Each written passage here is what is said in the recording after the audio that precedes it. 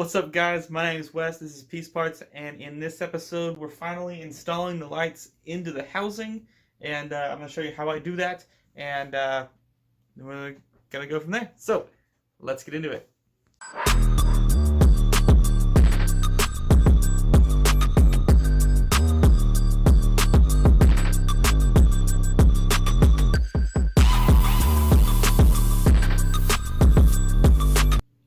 Alright, so in the last episode, what we did was we assembled a couple of the little PCB sections. So this is kind of what we left off with last episode. We had a few of these sections in a row, and then what I did in between then and now is I jumped the power rail to the bottom line, since I forgot to do that when I made the PCBs. Whoops.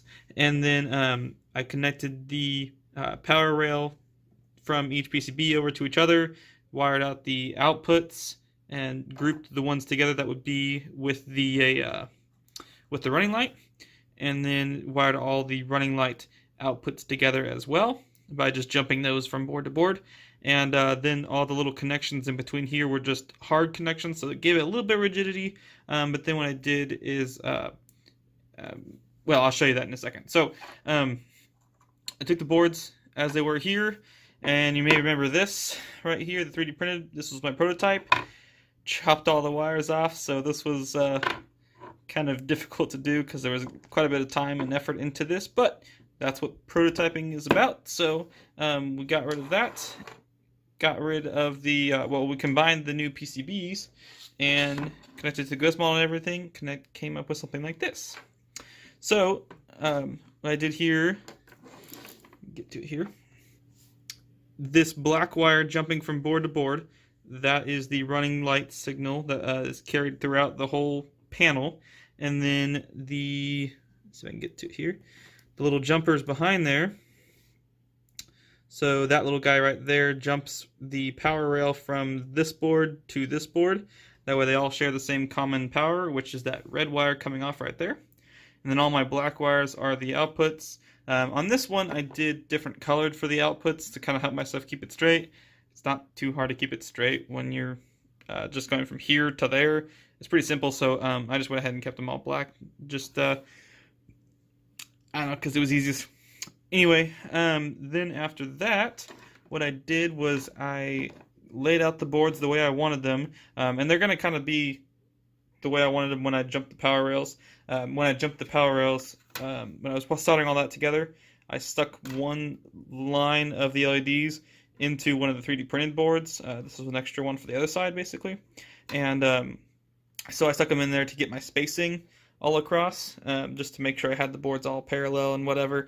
And then I could solder them together, and then it was what I wanted at that time.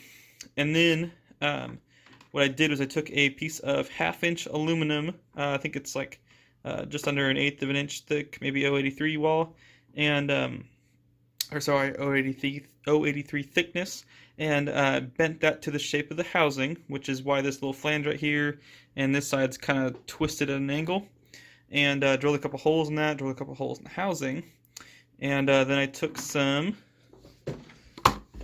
3M super strength molding tape, double-sided adhesive stuff, and put that on the back of the piece of aluminum here, so you can see it right there. And basically that gives me, it does two things for me really. The first and main thing is that it holds the boards to the support rod, I'm going to call it, and so that it also allows me to give that, the support rod actually allows me to give it some shape, so you can see I have a little bit of a curve to it. That'll allow me to match that on either light and be consistent back and forth. And the other thing that the double-sided adhesive does is allows an insulation between the aluminum piece and the solder contacts on the back of the LED panels. Because, since aluminum is conductive, it's a metal, I don't want it shorting out on any of the lights. So just connecting straight, or the aluminum just touching the bare solder connections would then make some panels not work, and blah blah blah, you get that. So I'm going to show you guys how I put this into the housing here, and then we'll go from there.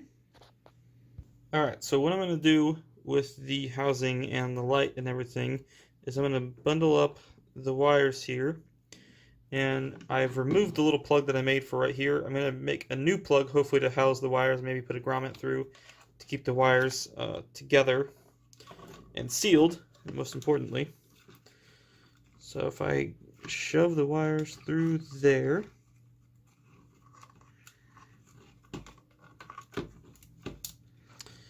like something like that, and then I actually have a little piece of double-sided tape down there as well to hold the ghost module in place. So I just stick that down to that, and then that holds that module in place. And then right here, I'm going to take this, kind of push the wires back in there, and then my piece of aluminum here is formed to the little notch over right there, and to kind of fit this angle over here. You can see I have two holes on either side. It's just a little trial and error. Since this is the first go around, I didn't quite know where to drill, so I lined it all up and then decided I didn't like it and moved them down. So after that, I'm taking some small number 6 by 32 half-inch long screws, machine thread screws, and putting them through the holes there.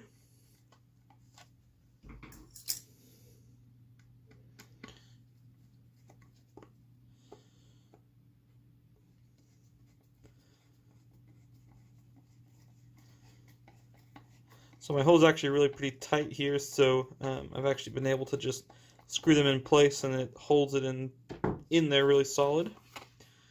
So that's the one side, and this is the other side.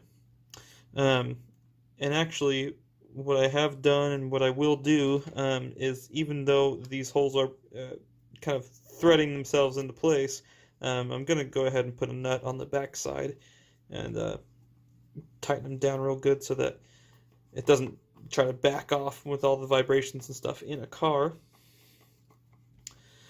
But doing this allows me to have the lights bolted into place on the housing. So if I took the lens back off, I would be able to unbolt the light and pull it back out if I needed to. So you can see there I kind of gave it a little bit of curve to kind of match.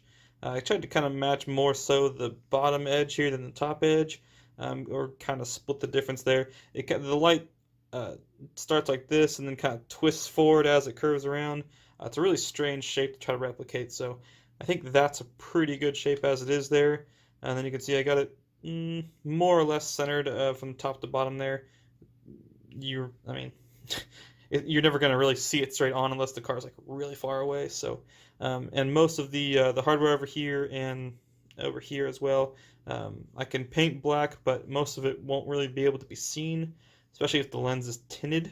So, not really too concerned about that. But then, like I said, over here, I'm gonna have some kind of grommet to seal these wires up. But and then over here, this is where I have the wiring coming through on the previous versions. So this is the old one here that I did. This is where the wire came through, and I have a whole bunch of rubber butyl sealing it right there with heat shrink on the wires. And then this is the little plug that I made. So in the future state, this one will have something similar, but the wires coming through it with a grommet there, hopefully. And then I'll have this completely sealed up, as well as the other section that I cut and modified over here, which is already sealed up on this side as well. So there you can see there's the one screw coming through, and there's the other screw. So both of those on the back side will get a little nut like that, and then it'll be just covered up like that. So that's going to be pretty much the light itself. Then after that, basically it's pretty standard procedure for any kind of lights that are sealed like this. You're going to want to bake it, put it back together. This is the rubber butyl that I put on last time, so I'll probably want to redo it, or maybe get some butyl tape to stick in there instead. I got this rubber butyl at Menards. It came in a caulking gun, and it's not the best really. It worked really well, and I was able to separate it again, and it didn't really show any signs of moisture having got in there, so I may just reuse it, or I may use the same stuff, but after I clean it up and reuse it again. I just didn't feel like cleaning it all up to begin with. But so that's pretty much the completed light.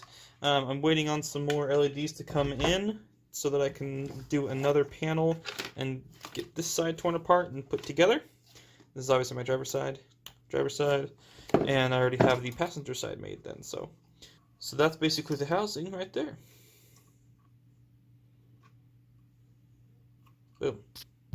Alright guys, so that's going to be a wrap on this week's episode. Some super awesome stuff done. We got a really, really big step done. We got these lights mounted. The next step is to get them wired and ready to be actually installed in the car. So I'm going to need to get those housings sealed up and everything and make sure that it's going to be okay to be on the car and weatherproof and all that fun stuff. So, and then we can start actually testing them on the car, seeing how they look, seeing how they perform, all that super cool stuff. And so stay tuned for that. If you haven't already, please hit that subscribe button down below. Make sure you leave a like and comment on the video, and let me know what you guys think. So I'm excited. I hope you guys are as well. And that's all I got. So I'll see you next time. Peace out.